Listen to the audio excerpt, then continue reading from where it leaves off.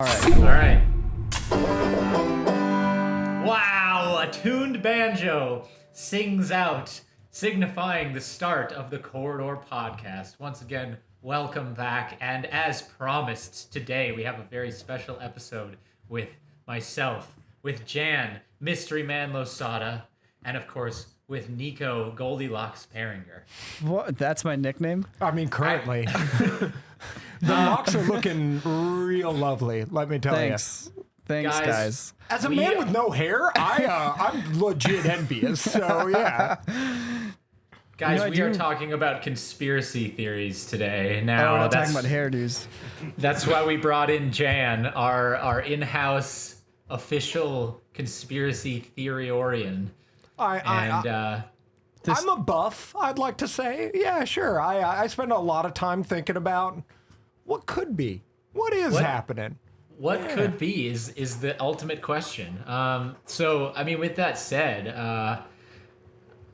what do you guys have any popular topics that you'd like to start with? Theories? Yeah, well, I mean, I just want to preface this podcast by saying, I personally, I enjoy the idea of a conspiracy. It's a fun imagination exercise. I put very little stock, if not, well, the occasional conspiracy turns out to be true, but for the vast majority of them, it is wishful thinking to think that human beings are as in control of entropy and chaos as one would want to think. So like, as a reptilian there, just trying to hold to this standard that, the president's the president and the U.S. isn't involved in a giant galactic-wide organization to mess us up. No, it's fine. Sure, conspiracy theories are a bunch of make-believe and gobbledygook, and we definitely landed on the moon, which we definitely did. Okay, great. So we've got competing opinions, which is a perfect setup. And I'd also like to throw my 2 cents in on that. Disclaimer: nothing that is said on this podcast I could be attributed to believe. So this is all just for fun. The favorite thing that I've ever heard about conspiracy theories is from Dan Carlin. I've said this before, I'll say it again. Guys, the reason why people come up with conspiracy theories is because they just can't sit with the fact that one person or a small group of people or something like that could have so much effect on so many different people. And so the actions of one man like Lee Harvey Oswald could affect the world so greatly, it had to be more than just him. That's the idea. And I heard the other way, where it's people can't sit with the fact that someone didn't call the shots when something catastrophic happens. Like the coronavirus. That wasn't just Mother Nature and just happen chance. Somebody had to have done that. Somebody has to be in control.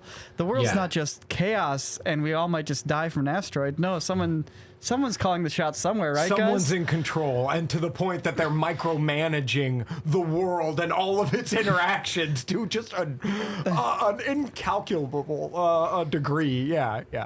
I mean, that I think makes you feel better about the world around you, right? If you feel that way. It at least makes you think someone's in control, right? Like I can at least appreciate the type of thinking that, the CIA is real evil, but they are in control of everything. So yeah, I don't know. I could see the comfort you sort of get from thinking that way. There's also that thrill you get of I know something that everybody else doesn't. There's some. Yeah. When you do get to know something that everybody else doesn't, it's like, ooh, and then this is a chance for you to to do that a little bit more. But that said, it's very fun to talk about conspiracy theories. It's the best. It's like more fun than almost anything. And now, do you get anything out of it outside of a sad life? No, but welcome to the cast, guys, where we make your life a little bit sadder. No, what are your favorite conspiracy theories? Did you bring one to the table, or is this off? What's the? To be honest, Jan, you have some really great ones. Like one of my favorite things is on our one-wheel rides. You've been discussing Bigfoot recently. Now we can get there because Bigfoot's one of those it's like the Loch Ness monster, which you've also been discussing recently. Yep. Yeah. Sure. It's one of those old-fashioned low-hanging fruit. It's like the moment cameras were invented, Bigfoot and Loch Ness monster things disappeared. Looking at the Loch Ness monster photo, it's clearly like 3 inches big. Like it is just with the modern eye, within seconds, you're like, that's fake. But for, I mean, up until at least the 90s, there were like credible Loch Ness Monster sightings. Come on, like it's just craziness. But wouldn't it be cool if there was a dinosaur living in Scotland? 1,000%. That's the thing is there could be. There very well could be. Yeah. And like they were around a lot longer than we were. What's that lake in Russia? Before we were.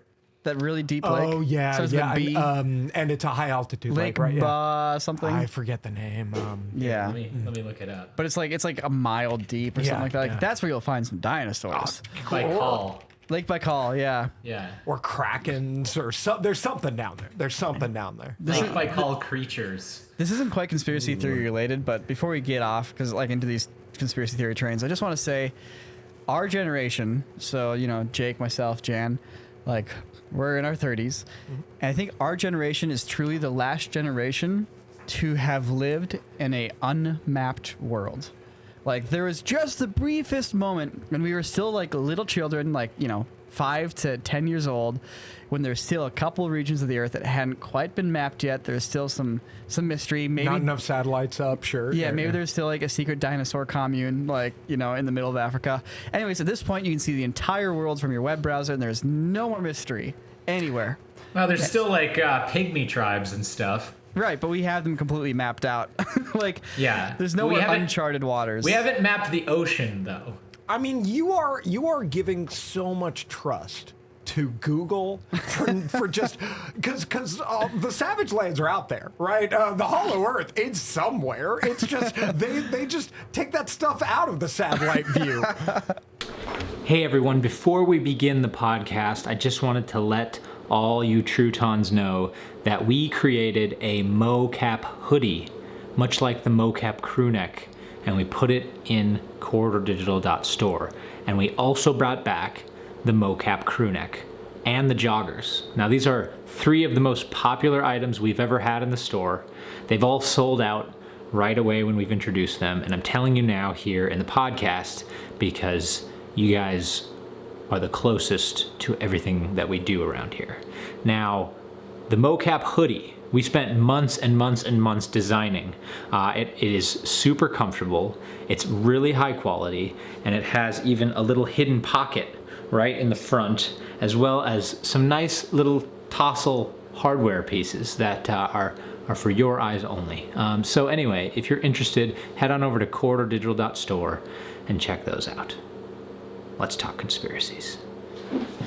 All right, so I'm going to step back here and let the star of the show here, Jan, take a step forwards. Jan. Take it away, Jan. What's your favorite conspiracy theory as of recent? I've been obsessed with a name that has already been mentioned, but don't worry, it's not the big one. See, JFK, a lot of conspiracy theories around good old John F. Kennedy.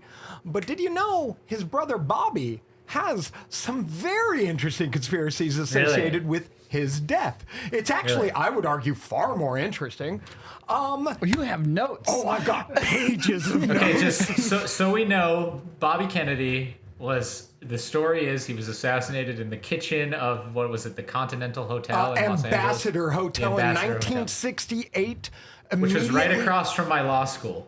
Oh, wow. And then they tore it down. Yeah, oh no, they tore the hell out of that. That place is haunted by a Kennedy. You gotta tear it down. That's just immediate tear down. Jake actually knows quite a bit about Bobby Kennedy. Do you know anything about? So what's the official story? Bobby Kennedy had just won the primary for the Democratic election. It just won the primaries. Gives a speech. He's in California, gets off stage. Cameras are still rolling. They're just showing crowd shots.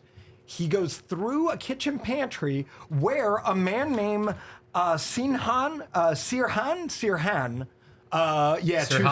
that's right, yeah. Same exact name twice. Sirhan, just like Griffith. He's 5'2" and 115 pounds. He's like a jockey.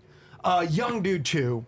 He walks up, and according to it gets very convoluted, but he shoots 8 shots at Kennedy, right? 3 of them hit him, 1 goes through his coat, and the rest hit other witnesses. All of it's recorded, dozens of witnesses, and he gets arrested for killing Bobby Kennedy.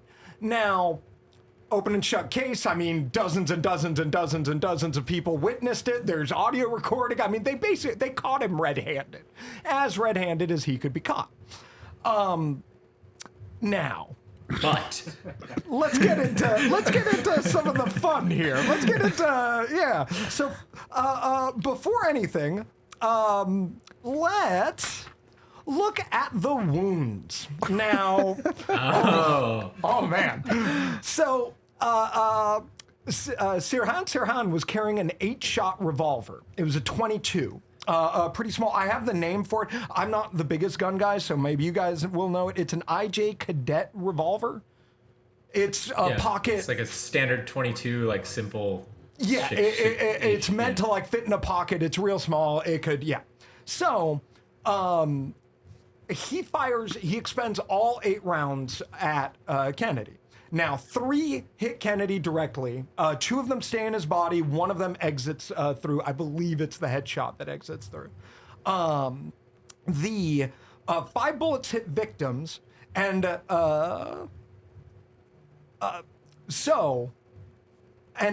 those 5 bullets that hit the victims all stayed inside the victims. So one of the bullets went out. I believe. The one through the head and the one through the jacket both go through the doorway. And there are 2 bullet holes in the doorway.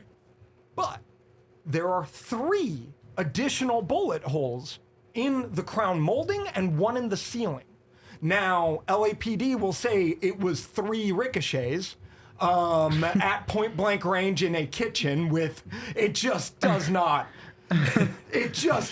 seem very likely. And the LAPD did a shit job of containing the crime scene. They destroyed the crown molding within weeks of photographing it, as well as taking out that piece of the ceiling and once again destroying it weeks later. Now, it was heavily photographed, but that's super. What the hell's happening there? A pretty big political figure just got, Now, several witnesses say he was face to face with Kennedy.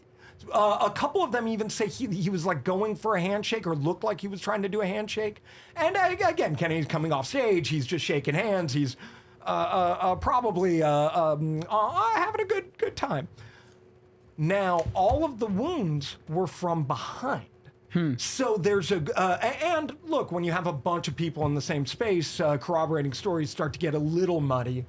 But almost no one of the witnesses state he was coming from behind them.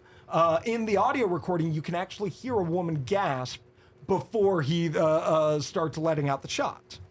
Now, isn't there footage of this? So there is footage of him getting off stage and walking away, but by the time he hits the pantry, he's out of the shot. It's now just a shot of a crowd, and the mics are still going in and around Kennedy. So you could still hear what happens, but you can't see it. Now, the audio, because someone in 2007, I forget his name, did just the mother of all crazy person. I'm gonna spend 2 years analyzing an audio clip, and basically made an HD version where he could identify the gun spikes, the shot spikes inside of the recording, and he found 13 individual gunshot shots being fired. Now those 13 line up with the amount of bullet holes that were left in the crime scene, and that tape that that he remastered, the living Kennedys now believe is proof of this very conspiracy. But I know what you're thinking, guys. I know what you're thinking. who What are we else is thinking? involved, right? Yeah. Who would the other shooters be? Well, let's get into it, my friends. Wait, hold on, real quick. I have the clip here. I just want to. Sure. Unfortunately, I looked it up earlier because I thought maybe we'll play it on the podcast, but it is so hard to hear. It is so hard to listen to. Yeah. I mean, give it a shot. Give it a shot.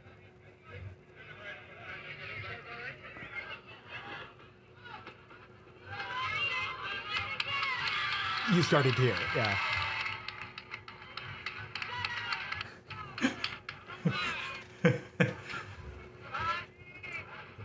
All right, we're listening to this expert clip.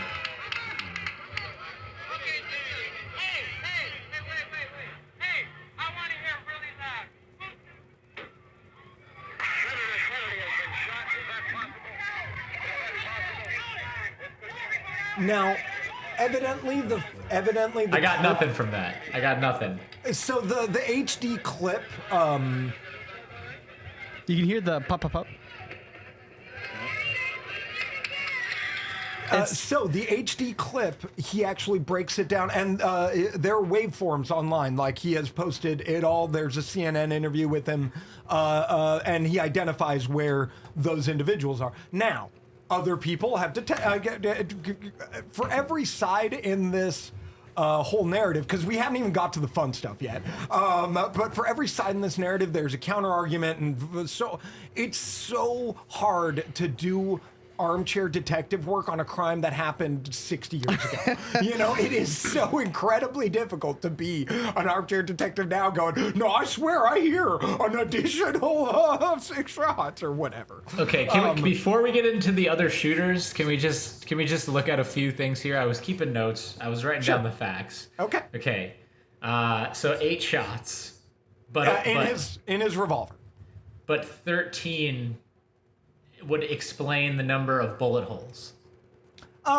So I might be slightly off with my counting. Roughly. There's more bullet holes than there are shots that this man there's had. more in his bullet gun. holes. Yes, that is Okay. the idea, that there were 2 shooters, and that's Right. what caused, yes. Also, So in the... first and foremost, you're talking about 22 long rifle, regular 22 lead rounds. Sure. Okay. Now, those rounds, those explanation here, incoming explanation. By all means. When rounds fired and they hit almost anything, especially those tiny rounds, if they don't hit something solid, they split. Okay. And they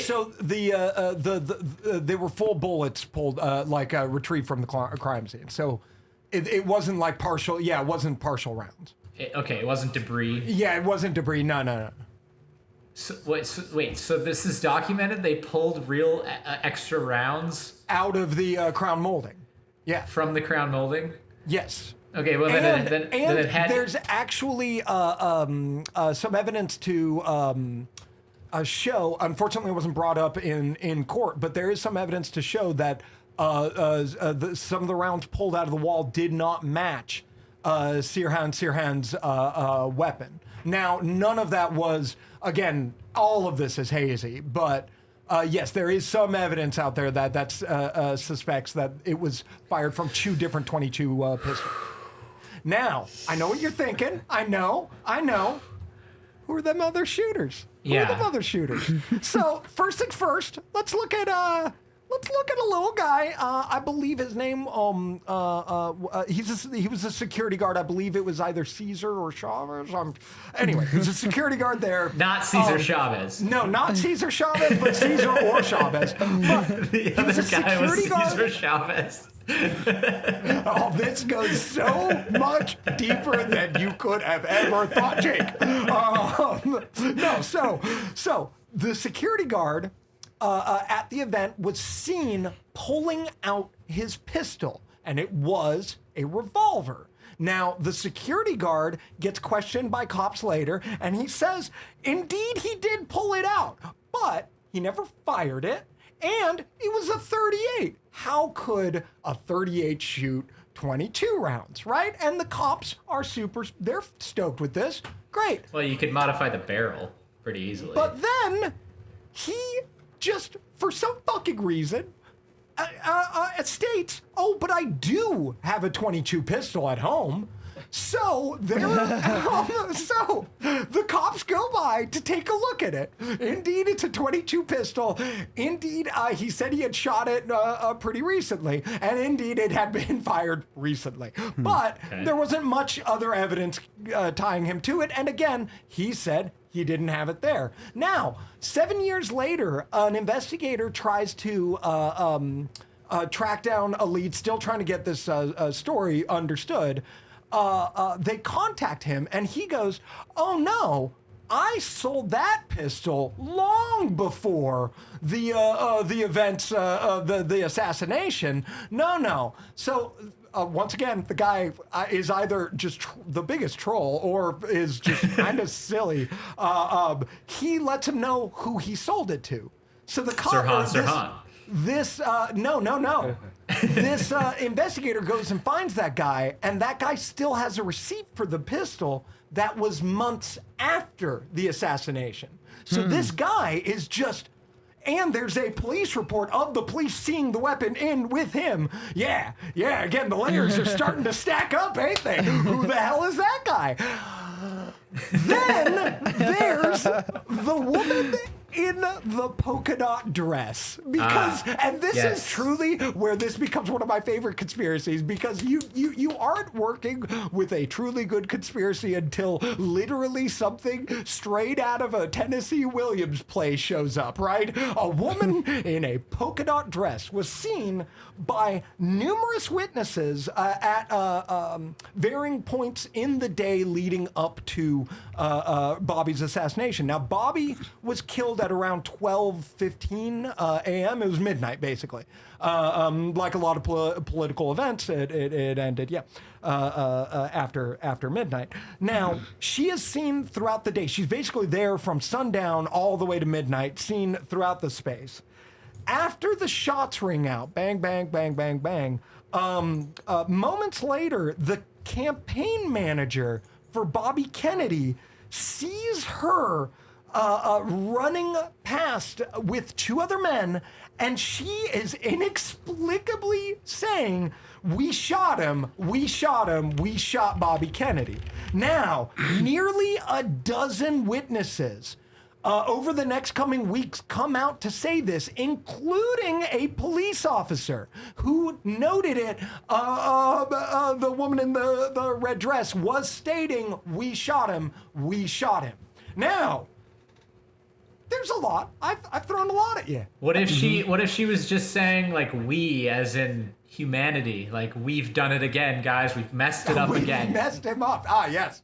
No, that's a good. Like, the humanity of it. We shot him. We shot him. Niko, theories, thoughts? Dude, I'm reading up on the Wikipedia article right now. It's something about having a woman in a polka dot dress as this like ethereal figure. Yeah. That's that's what makes it so much more interesting. There was a case of corrupt cops in Boston that would dress up in bunny costumes or like furry costumes and go beat the hell out of a dude in holding to get him to confess. And if he confessed, well, this guy in a bunny suit came in and beat me up, that just sounds crazy, right? So it's almost as if big ol' bad CIA was trying to make you wonder what the heck's happening. They just sprinkle in a little extra sauce. Why would the CIA want to assassinate Kennedy? I am not here to ask why, my friend. Is it because they assassinated his brother? And think about the politics there. And actually, we'll get into Bobby in a moment. But I want to peel back my favorite. This one I've been waiting for on the page turn. The Manchurian candidate theory. Okay, wait. Before we move on. Yes. So, no one's explained these extra 5 shots or so. No. Ever. I mean, second shooter of some sort. Yeah. The LAPD and the official record basically denies it. But if you collect up all the evidence, you can come to that conclusion yourself. Yeah. Okay. Maybe the bullet holes were there before the assassination. You know what I know about the Ambassador Hotel in the 1960s?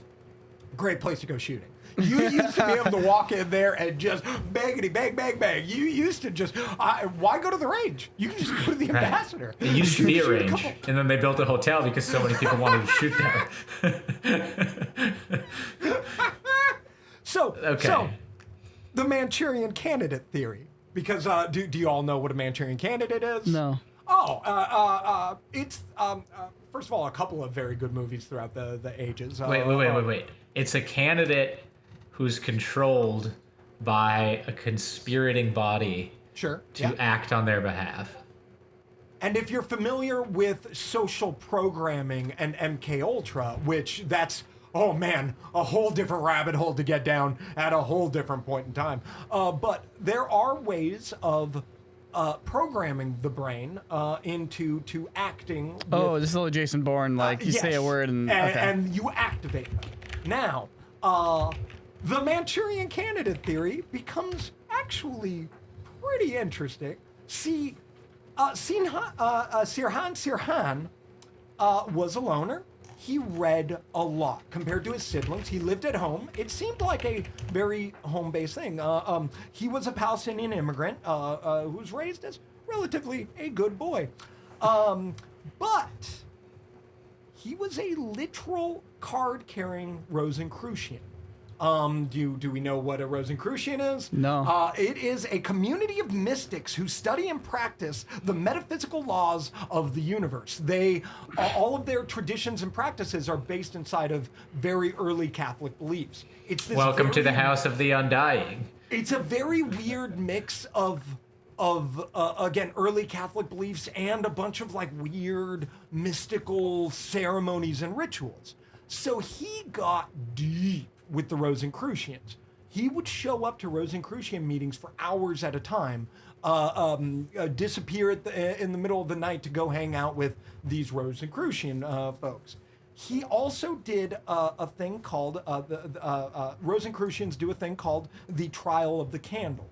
You basically meditate for long periods of time, and you can learn to hypnotize yourself through meditation and having an object going through a repetitious pattern.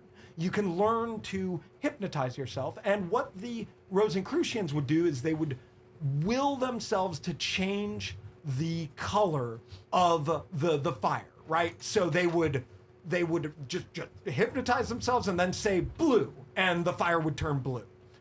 Okay. Now, and they actually think that this happened? I mean, sure, in the way that metaphysicists will say, you know, in that same like hippie way of science, where like everything's possible, man. Like I'm pretty sure if most Rosicrucians. Well, I'm pretty sure if you meditated for weeks, months, years on end, sure, and you focused entirely in a meditative practice, in a repetitious practice, on the fact that you could change the color of a fire, I'm sure by the time you got to that moment, you'd think that the color changed too. Oh, sure, 100%. 100%. But that doesn't mean that it actually changed. Once again, man, what is change? What is the world, bruv? I mean, just smoke a little and lean back. You're just holding on to facts.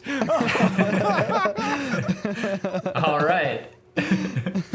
I mean, you're not wrong, Jake, but according to the metaphysicist, no one's right. So anyway, so he spends a bunch of time for hours on end in his room doing the trial of the candle. He is going to these groups, meetings with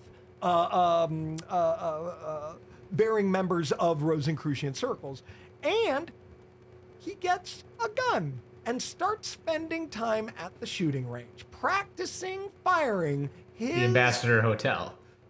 Yes, I mean, yeah, it was actually really an accident. He had gone there to just go shooting, and he was coming in. No, guess how long he would spend on average at a shooting range? Now, I'm not much of a gun guy. I know, Jake, you just moved to a place that's basically just one giant shooting range, but... Texas is actually shaped like an early gun. yeah, the whole state is modeled after the shape of an old gun that they found here. Well, Did he spend 666 minutes at the shooting range every day? No, he didn't. He didn't go like. No, it doesn't go that direction, unfortunately. But he would spend 6 to 8 hours when he would go. And again, people reported in almost a trance-like state, just clack, clack, clack, clack, reload, clack, clack, clack, reload, clack, clack. First of all, how cheap was ammo back then? Oh man, you could just sit at the range, just zone it out, and just because he wasn't a rich guy, so yeah. Now, right after the events, he, to this day, because we still have him in custody, remembers nothing, has never admitted to anything. Legitimately, the first phone call he has with his mom, and she is begging for some sort of reason, and he says, I can't remember a thing. Now, they actually hypnotized him 6 times in court throughout the court proceedings to try to get some of these memories back, because sometimes a traumatic event gets shoved into the back of that gray mess we have in our skulls. They weren't able to get it out. So to this day, and he's been lie detector tested. He's talked to. This guy had the world's spotlight on him for at least a year. They tried everything to get him to admit to it, but he can't remember a thing. There are some theories he does remember, and he trained himself to overcome lie detector tests, and he remembers everything because he totally intended to do it. So motive, right? Because this is, So he, I guess, so there was a thing called the 6-Day War in the 60s. It was in Israeli-Palestine. If we want to do a whole different podcast on confusing like political situations in countries that aren't ours, we'll have plenty of subjects to go on. But yeah, that'll be a whole series. That'll be a whole season. So RFK, for some reason, one of his political, like one of the things he was saying in his speeches that kind of got him elected was, we're going to send 50 jets to Israel to help him out with this thing, right? Now, I mean, what kind of a political promise is that? But still, so that got in Sirhan's head and just, I guess, banged around in that echo chamber of fucking hate and meditation. And they actually found notebooks, journals that he would, once again, he would go into a meditative state and just write stuff out. Totally a serial killer. Like, I can only imagine serial killer looking notebooks everywhere. But in there, they find a bunch of stuff against RFK. He had seemingly become obsessed with RFK. But the biggest part of this theory is the woman in the polka dot dress. A very similar ID'd woman is seen at some of the Rosicrucian meetings that Sirhan was going to. And about 7 years ago or 8 years ago, some BBC reporter with God knows what, being, again, an armchair detective for a case that's way too old, he positively IDs 3 CIA operatives in and around the kitchen during the events, based on photographs and recordings of it. He was able to, again, positively put 3 CIA agents in a room with all this. Now, you gotta believe him. You gotta believe a lot of things for any of this. And yeah, that's, unfortunately, there's no like good ending to this story, because who knows, right? There's never a good ending to any conspiracy theory. Unfortunately not, yeah. But that is, I mean, make your own conclusions. If you believe the LAPD, then it was an open and shut case. But if you want to have fun in the world, if you want to live in a cooler place, a government body using a woman in a polka dot dress and ancient mysticism programmed an individual to murder who would have been a very cool president. I think Bobby Kennedy would have been cool. that was my conspiracy. Welcome to Jan's RFK conspiracy. That's going to be a tough act to follow, Jan. I don't think any of us have quite the level of detail. You said you dabbled, but that was a lot more than dabbling. Yeah, that was a fair painting. You spent time researching this extensively. Yeah. Okay. Oh, yeah. Well, let's maintain this Jan-led conspiracy theory dive, and let's take a turn towards those Yetis in the Pacific Northwest. I love me a good Bigfoot story. Because we got Yetis, okay? We've got 9/11. We've got the moon. We've got the Rothschild family. Oh, Jake, tell me about them Rothschilds. Okay, what do you know, man? I mean, look, nothing I have will be as prepared as that. I did take a little time to brush up on my, the moon's always a fun one. Yeah, but the moon's so easily debunked. And like unfortunately, I am very much on the debunk side. You just got to know camera tech, right? Yeah. And it just, that's a problem. We're all filmmakers. So to us, it's like, that's not fake. That's definitely real. Using 60s tech? There's no way. Okay. My favorite is when people, just as a quick aside, people always try to add Kubrick to the moon landing, and they quote the opening of 2001: A Space Odyssey going, look at how realistic the rear projection is. It just looks flawed. But if you watch 2001, the rear projection looks like garbage. It's just like, it is obviously rear projection, and you're saying... the moon was the same technique? No, not at all. Not at all. Yeah. There's a great video with a guy debunking the moon conspiracies where he talks about so camera technology, if you wanted to shoot this on a stage, you'd shoot it on film. You can't run film for the amount of time that they broadcasted these that images. entire thing. Yeah, the plates would have been, it doesn't exist. I mean, not to mention being able to everybody's receiving the radio transmissions. It's triangulated to the to the moon. I went there have 9 times or something like that. So maybe the and first the one was fake, Russians but what went about there. the other 8? And the Russians went there. Sure. The Russians didn't go to the moon.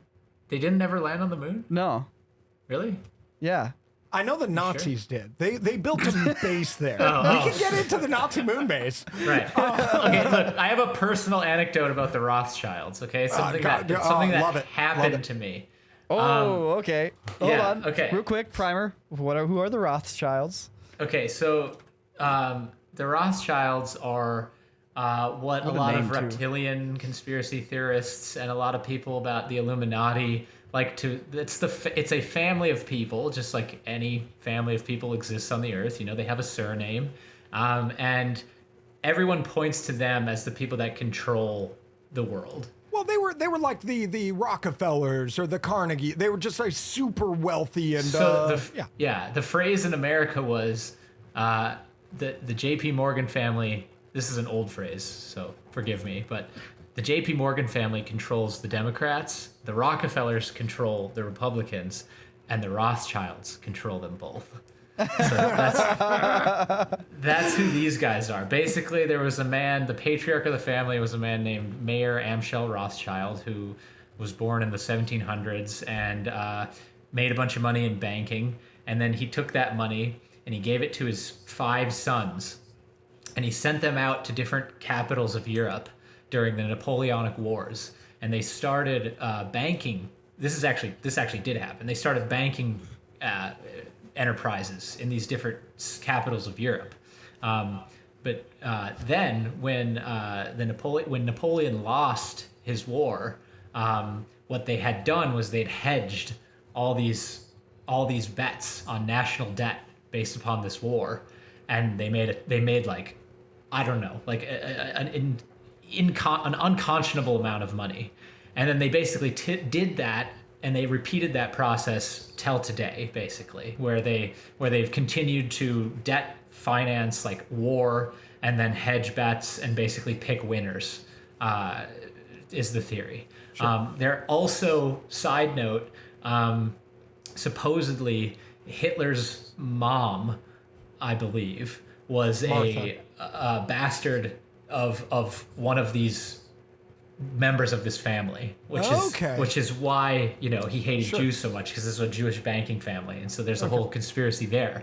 But the reason why I learned all this, to get to the personal story, is when I moved to California, I lived with a man who I went to Notre Dame with, and his name was, well, we'll just call him, I gotta come up with a fake name. Malarkey Jones. We'll call him Malarkey Jones. Okay, and Malarkey Jones and I went to school together, and he moved out here, and he was going to law school, but he had never really been outside of his like Catholic school bubble. He went to a private Catholic school in South Bend, Indiana, and then he went to Notre Dame, which is also in South Bend. He'd never left town, really. And when he came to California, he also discovered pot at the same time. And it was good like his entire world, his entire universe had been disrupted. Everything that he had been taught, everything that he knew, everything he thought he thought was a lie. And so his entire perspective was like manic and bipolar and like crazy. And then because he was smoking weed all the time and focusing on these conspiracy theories about like the Rothschilds and stuff. Which you're basically explaining me right now, but whatever. Yes. He failed out of law school and then got into harder drugs. Methamphetamines particularly. And he made friends with like a homeless man, and he used to go out and smoke with him. And I didn't cool. like, I got to California and I was living with this guy, and like, I just saw him like, and I was like, Malarkey Jones! No! And oh my God. Like, so eventually I left living with him, and I paid him out for the lease, and I was like, look, like, this is too much for me. Like, I'm out. And eventually he had to go back to where he came from, because he didn't have any money. He was like, literally, he was about to live on the street as a meth addict. And so I didn't hear from him for years. Okay. And all that I remembered was his like manic, drug-induced rants about the Rothschild family, and about how there was this whole conspiracy behind like Jewish banking, and how that led to World War II, and all these things. And if you know anything about the Rothschild conspiracy, it's right next door, if not in the same camp as the people who believe that Jews control the world and they want to destroy everybody. It's like right next to that. It's surprising, like, because I do dig into conspiracy theories all the time, and it's unfortunate because almost always you're like reading about a fun story, and then it just gets super anti-Semitic real quick, and you're right away. Yeah. What the hell happened, guys? We were on a cool journey about something, and then like completely illogical. Yeah, it's the same thing in Hitler's Mein Kampf. I read a little bit of it, and there's just like he's like, okay, so this happened, and then he's like over there, and you're like, whoa, how did you draw that? Where are you coming from, man? And so, anyways, I didn't hear from this guy for years, and you know, eventually he owed me some money. He paid me back. He got back on his feet, and I was like, dude, good for you. You know, like, I'm just glad that you're like turning your life around, and you're trying to do good. So then I didn't, and that was like 8 years ago, maybe 5 years ago. I don't know. It was a long time ago. Didn't hear from him after he paid me the money that I owed him, and we buried the hatchet. We moved on. But then 6 months ago, he calls me, and I'm like, hey man, how are you doing, Malarkey? And he's like, hey Jake, are you still in Los Angeles? And I'm like, yes. He's like, I live here now. And I was like, okay, are you okay? You know, because when you left Los Angeles, like, everybody you knew that cared about you was super concerned for you and told you should never, ever, ever come back here. And he's like, yeah, no, it's all good. I'm actually practicing Orthodox Judaism to become Jewish. But the thing that he used to always tell me when it was those 2 a.m. chats was how he had to work his way through the system to destroy it. Oh, That's no. what he would always tell me. And then he said he moved out here and he called me to tell me this. And I was like, malarkey! And so I don't know what he, like, where in his, like, social psychological understanding of himself he got so, like, buried into this conspiracy. But clearly 10 years later, over 10 years, this is 12 years later, he's continued to pursue it. And I didn't dig. I wasn't like, so Sure. Are you becoming Jewish to actually, like, try to be a better person? Because it's this beautiful practice this that's beautiful existed ancient- for thousands of years. Yeah. But I didn't Or ask is he him looking about for a that. fast But I pass didn't- to getting See, into the I Rothschild didn't club? want to ask him because he was always a very spiteful person. He was always a very vengeful person.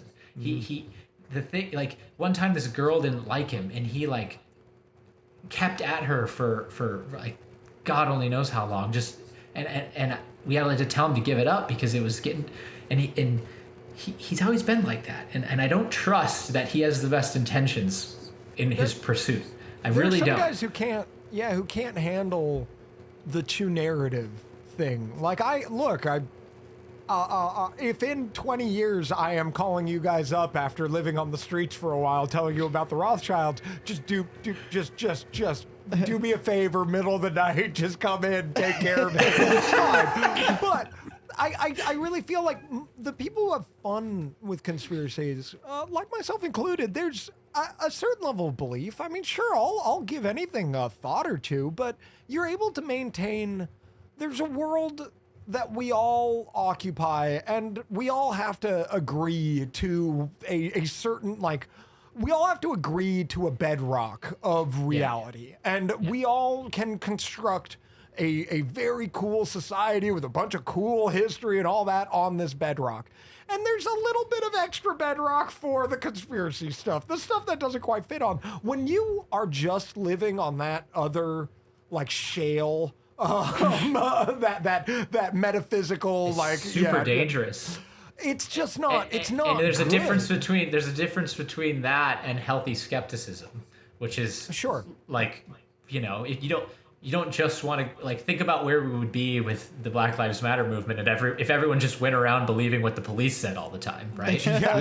we wouldn't be very far. But that said, like, you know, there's a difference between that and just believing everything they say and then believing nothing, you know?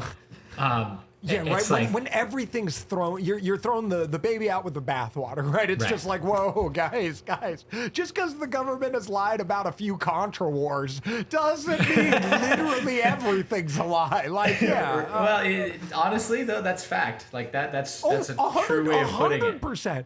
Dude, but there are people, were people in jail for like spreading misinformation about the Contra Wars, right? And they turned out to be on the right side there. So again, there are things out there that. Well, the things that they used to make up about, like Martin Luther King. Oh, and yeah, stuff, sure. You know, to try to get him to shut up. Yeah. Like, name a figure. You know, name a person. Like, if ever you are a person of influence who's trying to do something that's a little bit different than what came before you, or radically different, the people who are opposed to it will do everything they can to stop it. And that's where a lot of this stuff comes from. You know, JFK, RFK, Martin Luther King. You know. Yeah. Hey, Jake, your Discord's beeping, by the way. Has it been beeping this whole time? Yeah. Okay, sorry guys. I thought I turned it off, and then hold on. Discord wasn't running on this laptop. Is it? Literally, my Discord is off. Yeah. Maybe you have to quit Discord. That is so weird. Speakers over there. Is it on your phone, maybe? No, my phone's on mute. Let me see. Let me just log out. That or one of the other pop-ups? I'm not sure. One of these computers? Yeah. I'm literally thrown out. Is it my computer in the lounge? It sounded like it was coming from your computer. I thought I was hearing it too, and then I muted it, and then it kept making noise. Well, it's a conspiracy, man. The reptilians are at it again. Only I hear it's the Venusians. All right. Okay, let's get in another good one. Resuming. Yeah. Niko. Yeah. Tell us about some conspiracies. Okay, let's see. Conspiracies are hard because like they need to be things that kind of just come up in conversation. Like, you know, as far as like cool conspiracies go, like MK Ultra has the coolest name out of all of them. So cool. Just listen to it. MK Ultra. It's so cool. What is it? It's Mortal Kombat Ultra. So cool. You can just hear the Mortal Kombat. And you know, and as far as like secret government operations go, like nothing beats the Manhattan Project. Oh, sure. Yeah, sure. Though I will say Skunkworks is the next coolest thing in my opinion. Tell me about Skunk. Jake, do you know much about Skunkworks? No. I have an Take us away, anecdote sir. about one. Yeah, I got one more when you're done. Okay, well, Skunkworks isn't so much. Well, maybe it can be considered a conspiracy theory that turned out to be true. But basically, this is what Area 51 was built for. I mean, it's built for a lot of things, but basically, you know, it's a military base. Well, it's built to house the looming alien menace. Yeah, that it houses we've been, the one alien ship that we have in case, you know, Will Smith and Jeff Goldblum need to come back and take on the aliens. Anyways, And there was a sequel to that film. I almost wanted Yeah. just for that. I almost want it to happen just for that. So Skunkworks is basically the government going like, all right, we need to come up with some cool things for our Air Force because technology is moving forwards. Things like this radar is causing problems for us because people can now detect our airplanes. So how do we do things like have spy planes and like get into, you know, enemy airspace? So there's a lot of different solutions. You can either go really high, you can go really fast, or you can, this is the most secret of all of it, make it undetectable by radar. Okay. So getting really high was pretty straightforward. I think that's what the B-1 bomber was. You just get a little bit of that purple naked in there. Am I right? You just, yeah. Yeah, but that was, so it was, you know, it was basically a photo recon plane. I guess it wasn't a bomber. I don't know why I said B-1 bomber. It's not a B-1 bomber.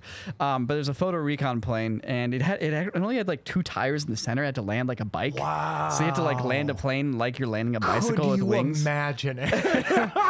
But you can fly really, really high. It ideally is out of the range of missiles and all that kind of stuff. So then you also have the SR-71 Blackbird, which is the fastest aircraft ever built. Sure.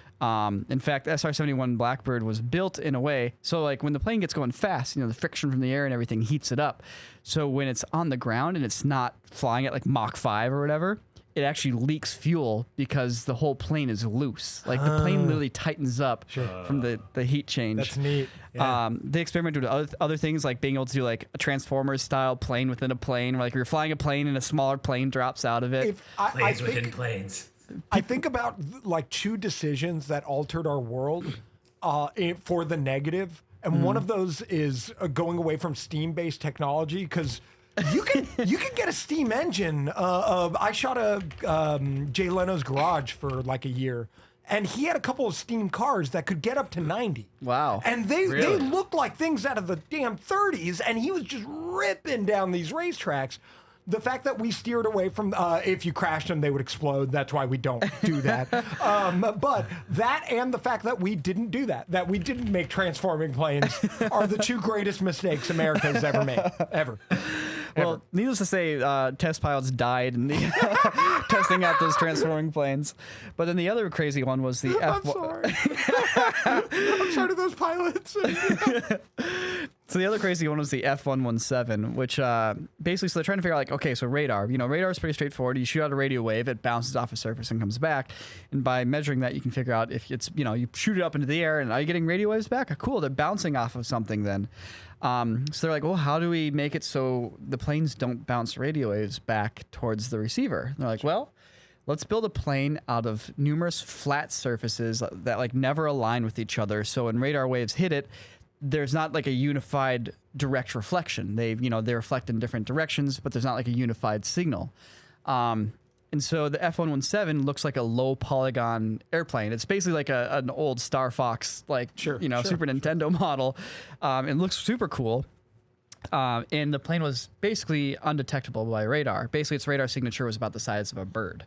In fact, when they were doing tests, when they set up for the first time, they shot radar at it. They couldn't see it until a bird landed on it. And they're like, that's where it is.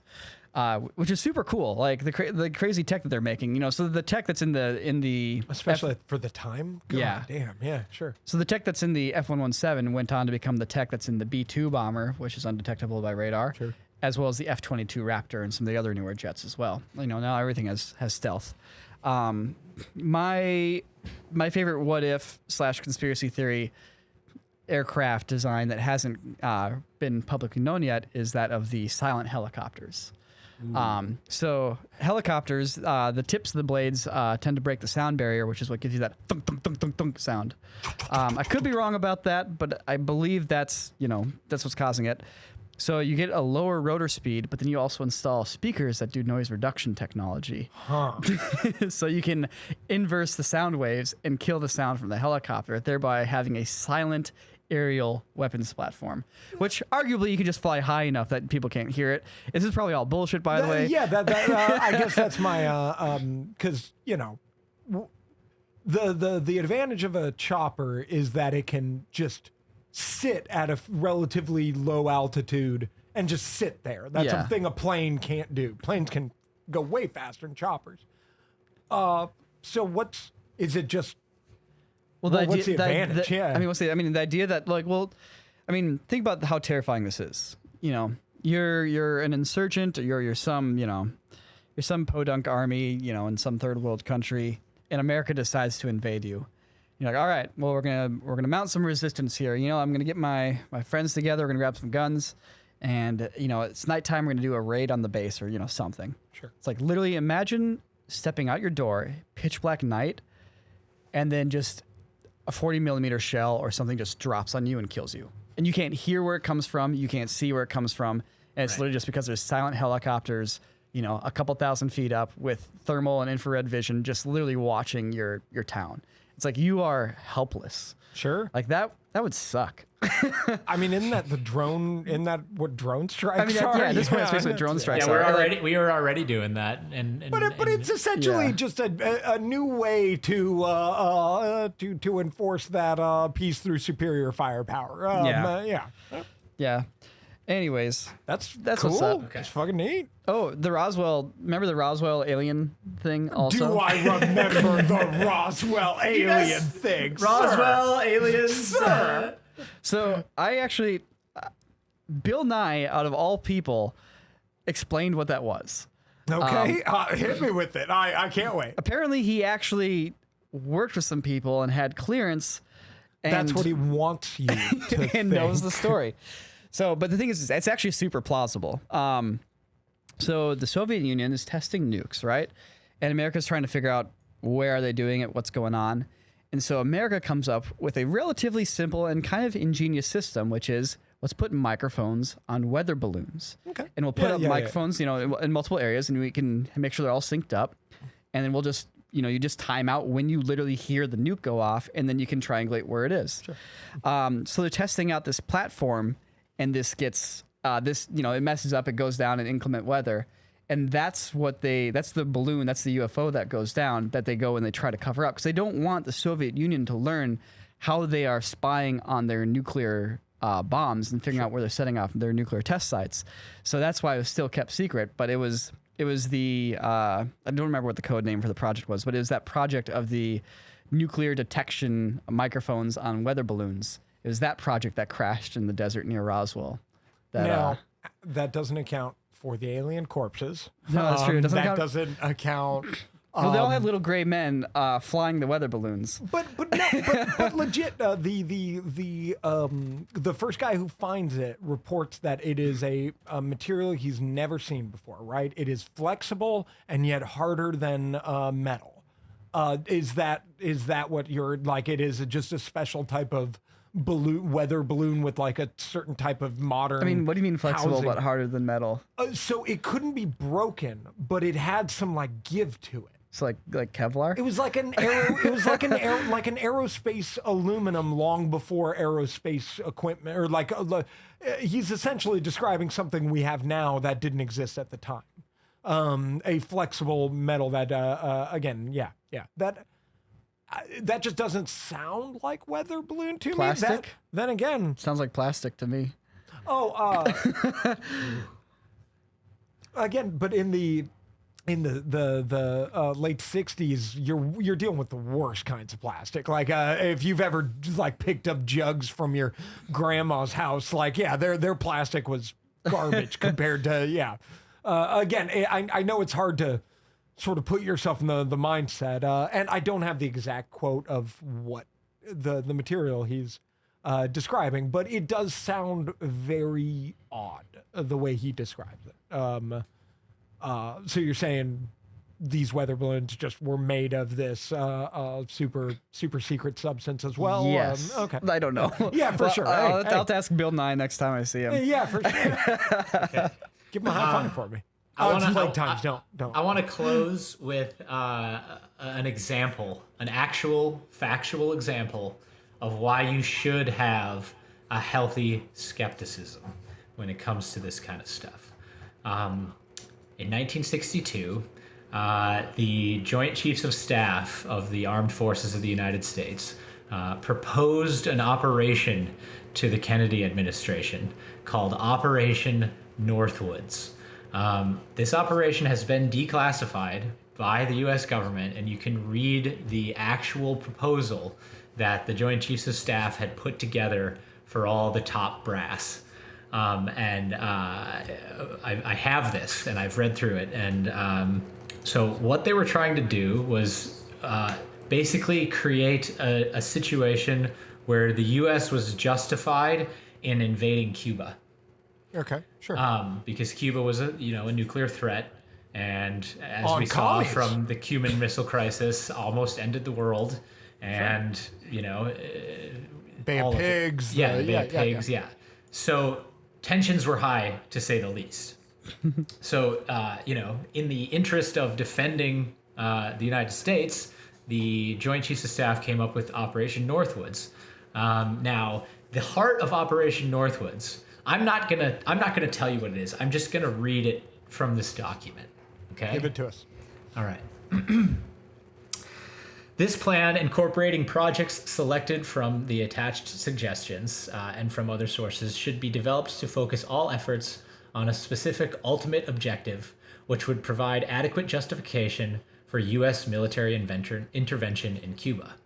Such a plan would enable a logical buildup of incidents to be combined with other seemingly unrelated events to camouflage the ultimate objective and create the necessary impression of Cuban rashness and irresponsibility on a large scale, directed at other countries as well as the United States. The plan would also properly integrate and time phase the course of actions to be pursued. The desired resultant from the execution of this plan would be to place the United States in the apparent position of suffering defensible grievances from a rash and irresponsible government of Cuba, and to develop an international image of a Cuban threat to peace in the Western Hemisphere. Now, the proposed actions were to go and basically commit terrorist type actions, assassinations, what have you. Cause civil, sure.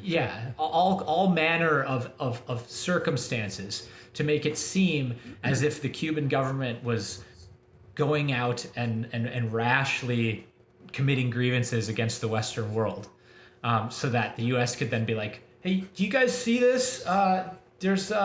We should probably just go take them out. Everyone good with that? Okay.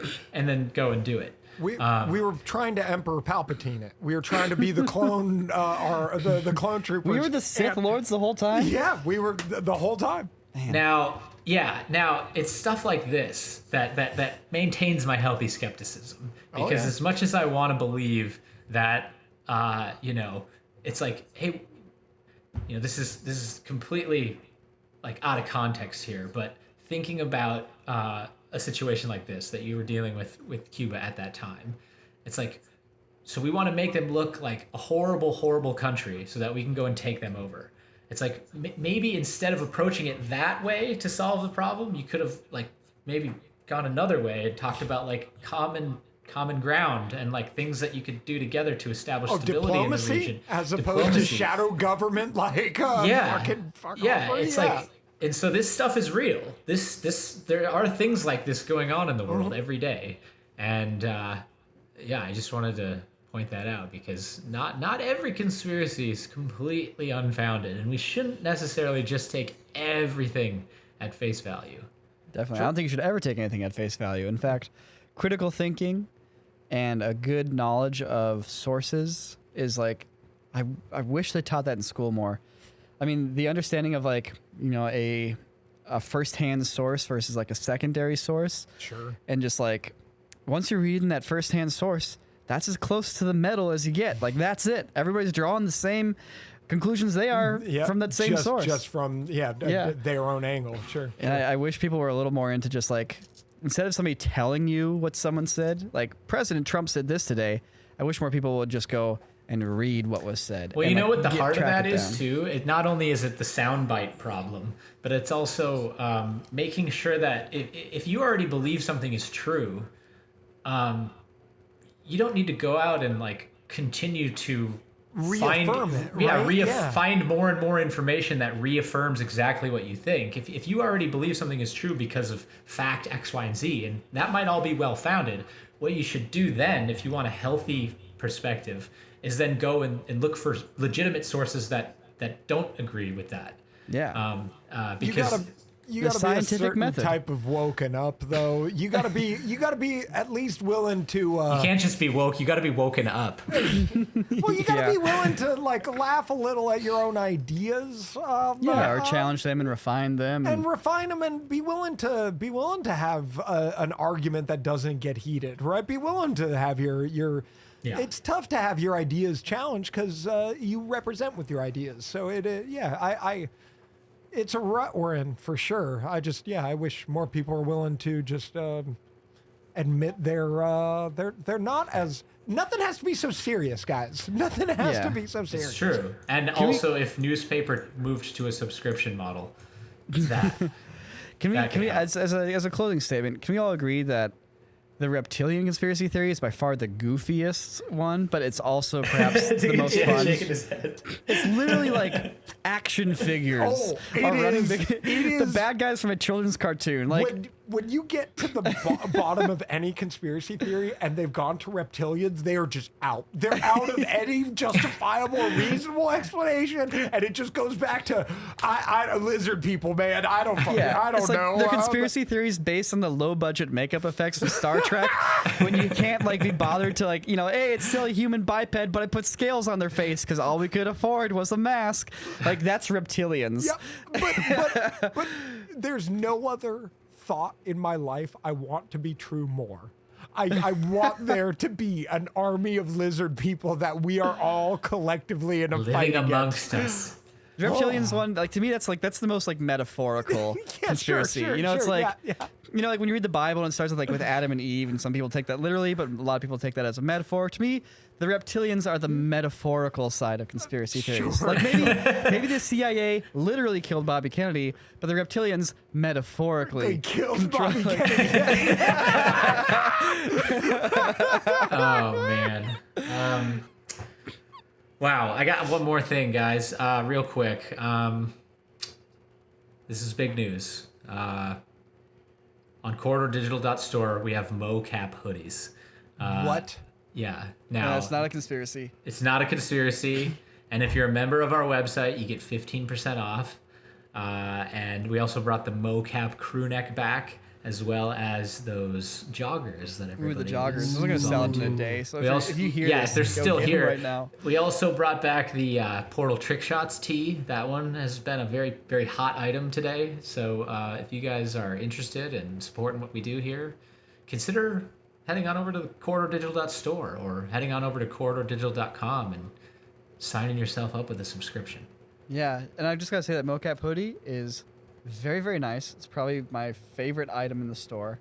The joggers also go very fast. And if you buy more than like 2 things from the store, the subscription to the website will pay for itself, basically. So it's 15% off the store if you have a subscription to corridordigital.com. Yep. And yeah. So there you have it. You make 2 orders and pays for itself. There you have it. It also looks slick. Yes. Looks slick. All right. Well, thanks for tuning into the podcast, everybody. That was great. Obviously, there's a very deep well. Yeah, of I feel like we conspiracy just scratched the surface on that, man. Oh, Yeah. man. At some point, we Barely. got to do MK Ultra. I just Yeah. got to sit down with a book of notes and tell you all about Not it. just that, we should get into the government's experiments about invisibility and teleportation. Oh. Okay, let us know in the comments what you guys want to see next. All right. All right. guys. Thanks for listening, everybody. See you guys. All right. Oh, that's it.